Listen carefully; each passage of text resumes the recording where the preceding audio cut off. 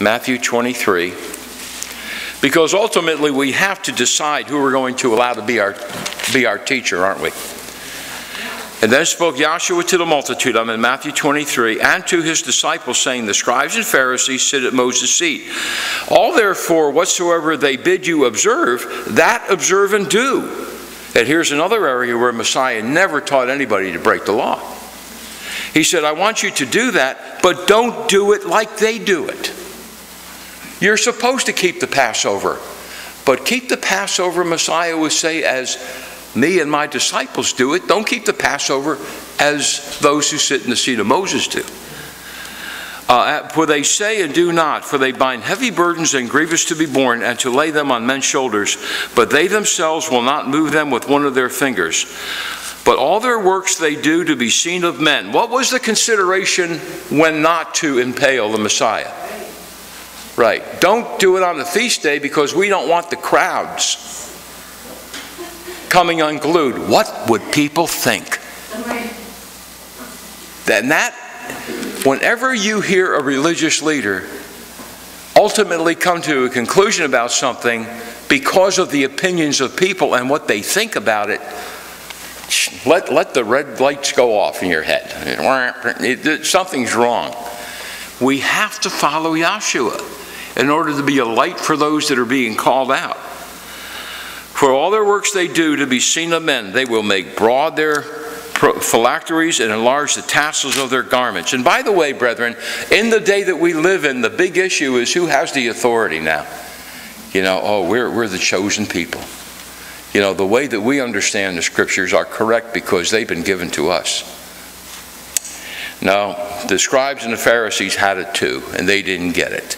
In verse 6, here's something else they love. They love the uppermost rooms at the feast and the chief seats in the synagogue and greetings in the marketplace to be called of men, Rabbi, Rabbi. And here is what the Master says to his disciples and to his apostles. Don't you be called Rabbi, for one is your Rabbi, even the Messiah, and all our brethren.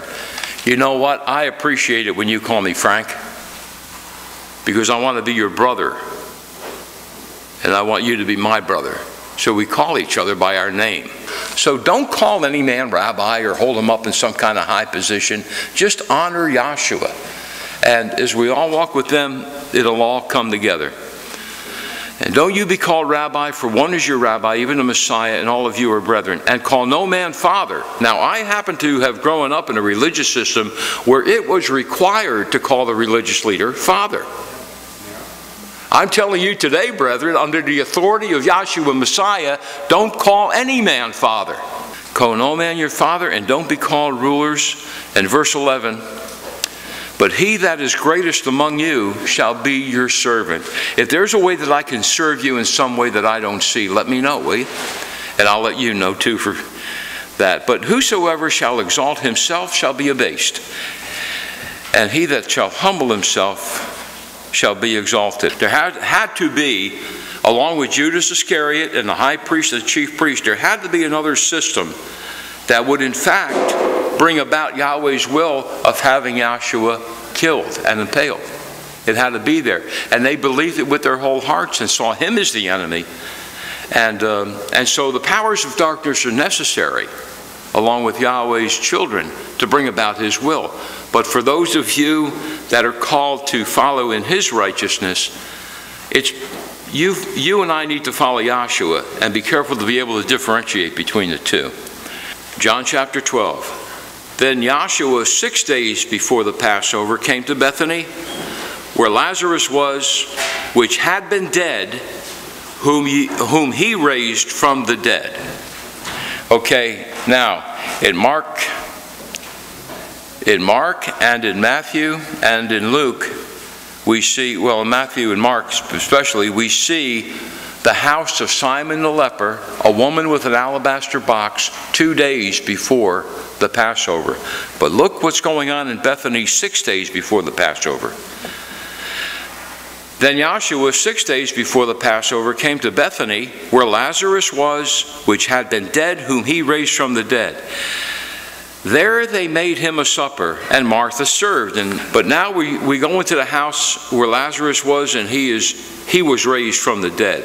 But Lazarus was one of them that sat at the table with him. And then took Miriam a pound of ointment of spikenard, costly, and anointing the feet of Yahshua, and wiped his feet with her hair. And the house was filled with the odor of the ointment. And then said one of his disciples, Judas Iscariot, Simon's son, which should betray him, why was this ointment sold for 300 pence? Why wasn't this ointment sold for 300 pence and given to the poor? Now, brethren, there's something here that I've realized in the study this time. First of all, was that the anointing of the woman for the burial of Messiah is something Messiah says this is to be done, this to be spoken of as a memorial for her. But now we have something pretty unique here.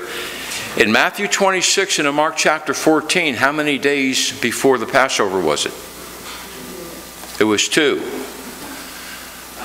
What house did he go to? Simon the leper.